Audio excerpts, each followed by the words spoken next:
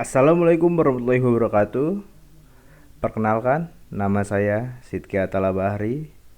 Saya adalah mahasiswa dari Politeknik Negeri Jakarta. Oke, pada kesempatan kali ini saya ingin mempresentasikan tentang teknologi multimedia. Di video kali ini kita akan membahas konsep-konsep dasar multimedia, mulai dari definisi, kekurangan dan kelebihan, hingga pengaplikasiannya dalam keseharian. Oke,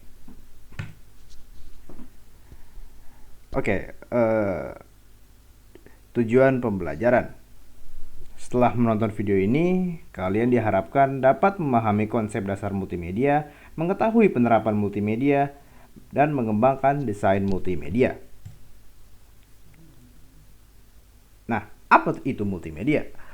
Multimedia berasal dari dua kata Latin, yaitu multi yang berarti banyak atau bermacam-macam, lalu media yang berarti alat yang digunakan untuk mewakili atau melakukan suatu hal.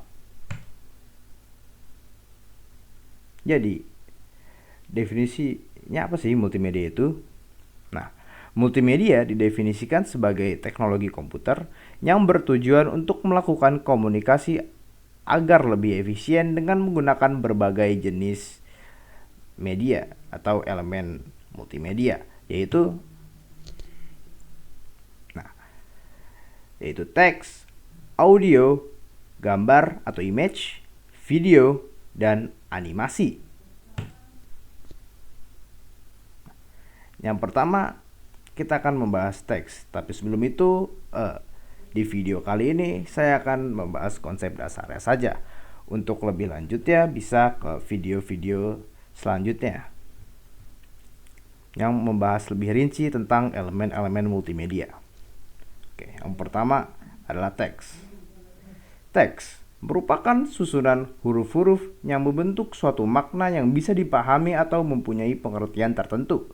Disajikan dalam berbagai bentuk model dan ukuran huruf atau font yang digunakan sebagai informasi berteks. Dalam membuat teks, pilihan kata yang baik dapat membantu menyampaikan pesan yang dimaksud kepada pembaca. Oke, elemen multimedia selanjutnya yaitu audio. Audio merupakan elemen multimedia yang diproduksi dari getaran dan dapat didengar. Audio dalam multimedia dapat berupa rekaman suara, suara latar atau efek suara, hingga musik. Lalu image. Image merupakan gambar atau paparan visual dua dimensi yang tidak bergerak seperti foto, lukisan, dan ilustrasi. Penggunaan image atau grafik dapat dikatakan mampu menyampaikan sesuatu lebih tepat sasaran, karena dengan menggunakan grafik biasanya lebih menarik dan berkesan dibandingkan dengan hanya menggunakan teks. Lalu selanjutnya ada video. Video merupakan elemen multimedia yang paling dinamis dan realistis dibanding dengan elemen multimedia yang lain. Video juga dapat dikatakan sebagai gabungan media yang diletakkan menjadi satu. Nah, yang terakhir ada animasi. Animasi merupakan paparan visual yang bersifat dinamis. Selain itu juga dapat disebut proses menjadikan suatu objek menjadi lebih hidup atau merubah objek statik menjadi dinamis. Nah, berdasarkan jenisnya, multimedia dapat dibedakan menjadi dua, yaitu multimedia linear. Multimedia linear adalah media satu arah seperti TV dan film. Lalu ada multimedia interaktif. Multimedia interaktif itu melibatkan keaktifan pengguna dalam penggunaannya, seperti misalnya game, web app, dan aplikasi-aplikasi interaktif lainnya. Nah, lalu ada kelebihan multimedia. Menurut riset dari Computer Technology Research, manusia dapat secara efektif memproses informasi dari 20% dari yang dilihat, 30% dari yang didengar. Nah, berarti 50% dari yang dilihat dan dengar, lalu 70% dari yang dilihat, didengar, dan dilakukan. Jadi multimedia tadi ya digunakan untuk meningkatkan efektivitas dalam proses informasi. Selanjutnya ada kekurangan multimedia, yaitu kualitas produk bergantung pada keahlian desainer atau keahlian pembuat multimedia itu sendiri.